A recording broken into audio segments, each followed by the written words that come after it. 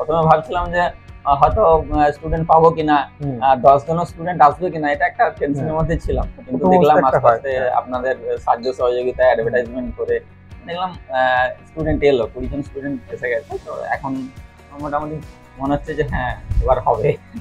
Good morning sir, প্রথমে যেটা জানতে ইচ্ছা করছে যে আপনি একজন সফল ব্যবসায়ী অলরেডি, তাও কেন স্কুলের ব্যবসাটা মনে হলো আপনার জন্য সাকসেসফুল হতে পারে?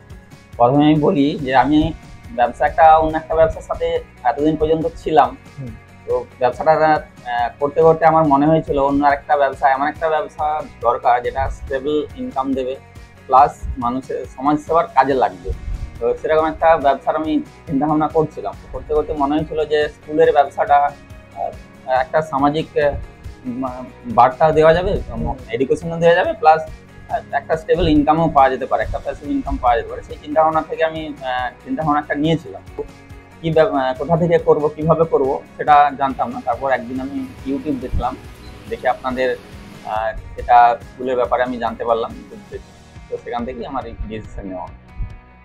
আচ্ছা, আমার সেকেন্ড কোশ্চেন স্যার, ইতিমধ্যে আপনার কতদিন হলো স্কুলটা আপনি রান করছেন এবং এখন কি রকম স্টুডেন্ট আপনার এখানে?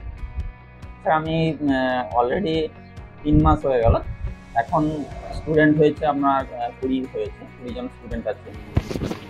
মোটামুটি মনে হচ্ছে যে চলবে, ব্যবসাটা করা যাবে এবং স্কুল ভালো রেসপন্স পেয়েছি। এই তারপর আমার তো শুরু করতে অনেকটা লেট হয়ে গেছিল, শেষের দিকে শুরু করে সেশন পুরো পাওয়া যায়নি। শেষের দিকে শুরু করেছিলাম। প্রথমে ভাবছিলাম যে হয়তো স্টুডেন্ট পাবো কিনা, 10 জন স্টুডেন্ট আসবে কিনা, এটা একটা টেনশনের মধ্যে ছিলাম। কিন্তু দেখলাম আস্তে আস্তে আপনাদের সাহায্য সহযোগিতায় অ্যাডভার্টাইজমেন্ট করে দেখলাম স্টুডেন্ট এলো, 20 জন স্টুডেন্ট এসে গেছে। তো এখন মোটামুটি মনে হচ্ছে যে হ্যাঁ এবার হবে। আচ্ছা, আমার থার্ড কোশ্চেন, এখন যেটা আপনার মতো ইয়ং জেনারেশন প্রশ্ন, যে অন্যান্য বিজনেসের থেকে কেন এই স্কুলের বিজনেসটা প্রফিটেবল হতে পারে এবং এটাও কি আদৌ সাকসেস দেবে আগামী দিন? অ্যাকচুয়ালি দেখুন, এডুকেশন এমন একটা সেক্টর যেখানে মানুষ চায় সবসময় এডুকেশনটাকে প্রেফার করতে, মানে এডুকেশন চায়, ভালো এডুকেশন দিতে চায়, তাদের সন্তানদেরকে ভালো জায়গায় পড়াতে চায়। তো গ্রামের দিকে কি হয়, গ্রামের দিকে গভর্নমেন্ট স্কুলেই বেশি থাকে, সুযোগটা থাকে না, ভালো স্কুলে পড়ানোর সুযোগ থাকে না। তো সেখান থেকে এরকম যদি একটা প্রাইভেট স্কুল, ভালো ইংলিশ মিডিয়াম স্কুলে বাচ্চাদেরকে পড়ানো যায়, তার কেরিয়ারটা ভালোভাবে তৈরি করে দেওয়া যাবে। তো ভিতটা শক্তপোক্ত হবে। তো সেখান থেকে যেমন তারাও উপকৃত হবে এবং তাদেরকে আমরা যদি তৈরি করে দিতে পারি, এই ব্যবসাটাও আশা করি ভালোভাবেই চলবে। 4 নম্বর কোশ্চেন স্যার, এই যে 6 মাসের মধ্যে আপনি ব্রেক ইভেনে পৌঁছেছেন, সেটার জন্য কি আমাদের তরফ থেকে যেরকম অফলাইন সাপোর্টের কথা বলা হয়েছিল সেটা কি আপনি পেয়েছেন? অবশ্যই, একদম আপনারা যেভাবে প্রথম থেকে বলেছিলেন আমি সেভাবেই সাহায্য পেয়েছি। যখন আমি সাপোর্ট চেয়েছি আপনাদের কাছ থেকে, তখনই আমি সাহায্য পেয়েছি। সবসময় এতটা সাহায্য যদি না পেতাম আমি এইভাবে স্কুলটা শুরু করতে পারতাম না, অনেক সফলভাবে রানিং করতে পারতাম। কলকাতা থেকে পশ্চিম মেদিনীপুরে এতটা দূরত্ব, তারপর মনে হচ্ছে যে না সেই দূরত্বটা নেই। না, সেই দূরত্বটা নেই মনে হয়। যখন ফোন করেছি রাত্রে বা সকালে, যখন আমি ফোন করেছি তখনই আমি পেয়েছি। আচ্ছা, অনেকের কোশ্চেন থাকে যে আমার প্রত্যন্ত গ্রামীণ জায়গাতে আমার জায়গা রয়েছে, সেখানে আমি স্কুল করতে চাই, সেই প্রত্যন্ত গ্রামীণ জায়গায় চলবে কি? তো আপনার যে জায়গাটা বর্তমানে, সেটাও বলা যায় গ্রামই বলা যায়, প্রত্যন্ত কিনা সেটা আপনি বেটার বলতে পারবেন।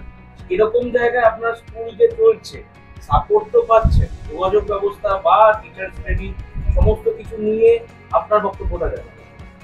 দেখুন স্যার, এডুকেশন তো সবার দরকার, গ্রাম হোক বা টাউন হোক সবার দরকার। ভালো এডুকেশন যেখানে পাবে সেখানেই যাবে সবাই। এডুকেশন যেখানে ভালো থাকবে সেখানেই সবাই দিতে চাইবে, পড়াশোনা করতে চাইবে সেখানেই। তো গ্রাম বা শহর এটা ব্যাপার নয়, ব্যাপার হচ্ছে যেখানে ভালো কোয়ালিটি এডুকেশন পাওয়া যাবে সেখানেই ব্যবসা চলবে, এই এডুকেশন ব্যবসাটা সেখানেই চলবে।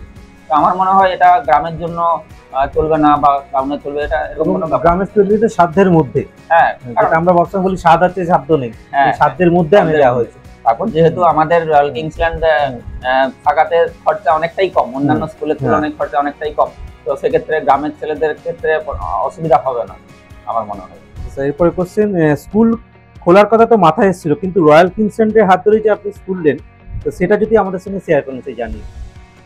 অ্যাকচুয়ালি অন্যান্য স্কুলের আমি চিন্তা ভাবনা করেছিলাম, কিন্তু তাদের যে ফ্র্যাঞ্চাইজি ফিজ বলুন বা মান্থলি ফিজ আমি দেখলাম যে অনেকটাই বেশি। বা তাদের সাপোর্ট কতটা কি পাবো না পাবো সেরকম কোনো রেসপন্স পাচ্ছিলাম না। তো আপনাদের সঙ্গে যোগাযোগ করে মনে হলো যে সাপোর্ট অনেক ভালোভাবে পাচ্ছি বা এগোতে পারা যায় একটা পেতে ভালো পারবো, জায়গায়। হ্যাঁ পেতে পারি, তখন মনে হয়েছিল। তারপর হ্যাঁ। দেখলাম যে ফিজটাও অনেকটাই কম। হুম। আর এবং আবার ওই জায়গাটাই আসছে সাদাতে, সাধ্যনে হ্যাঁ, কিন্তু সাধ্য হ্যাঁ। করে দেওয়া হয়েছে হ্যাঁ হ্যাঁ প্যারেন্টসদের জন্য। হ্যাঁ। হ্যাঁ। তো সেই জন্যই আমি আপনাদের হাত থেকে এগিয়েছি। আচ্ছা, পরবর্তীকালে রয়্যাল কিংস্টনের হাত ধরে আপনি যে সাকসেসফুল হচ্ছেন বা হতে চলেছেন, আগামী দিনে ইয়ং জেনারেশনের জন্য তাদের জন্য কি বলবেন? অবশ্যই আসতে বলবো, অবশ্যই আসুন, ব্যবসা করুন। আপনার এডুকেশন বিজনেস একটা ভালো বিজনেস। এখানে বিশেষ করে এখন ট্রান্সফর্ম হচ্ছে, যেখানে চেঞ্জ হচ্ছে সমাজটা। মানুষজন আর গভর্নমেন্ট স্কুলের প্রতি ভরসা রাখছে না, প্রাইভেট স্কুলে আসতে চাইছে, ভালো এডুকেশন কোয়ালিটি এডুকেশন চাইছে। তো সেক্ষেত্রে একটা বেটার চান্স এখানে, একটা সুযোগ, ভালো সুযোগ এখানে এরকম একটা বিজনেসে সফল হওয়ার জন্য। ধন্যবাদ স্যার।